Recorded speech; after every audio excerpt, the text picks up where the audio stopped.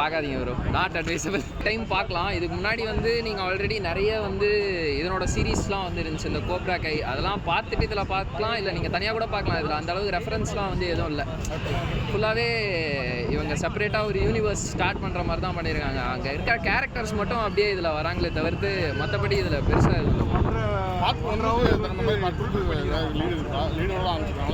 அதில் இருக்கிற mister on இதில் வராரு. அதுக்கடுத்து அந்த டேனியல் லரூசோ அவங்க எல்லாருமே வந்து அந்த கோப்ரா கை சீரீஸில் வந்தவங்க கேரக்டர்ஸ் மட்டும் அப்படியே கேரி ஆன் வராங்க.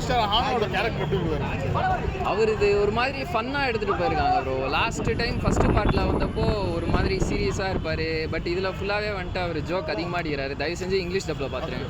அது இல்லாமல் ஸ்டோரி வந்து ஃபஸ்ட் பார்ட்டில் சொல்லியிருக்க மாட்டாங்க இல்லை இல்லை ப்ரோ, இதுலேயும் எந்த ஸ்டோரியும் இல்லை ப்ரோ. இதில் ஃபுல்லாகவே அந்த பையனோட பாஸ்ட்டு அதுக்கேற்ற மாதிரி தான் போகுது ஃபுல்லாக. ஓகே, இது படம் தமிழ் டப்பில் எப்படி வரும்? பார்க்காதீங்க ப்ரோ, நாட் அட்வைசபிள்.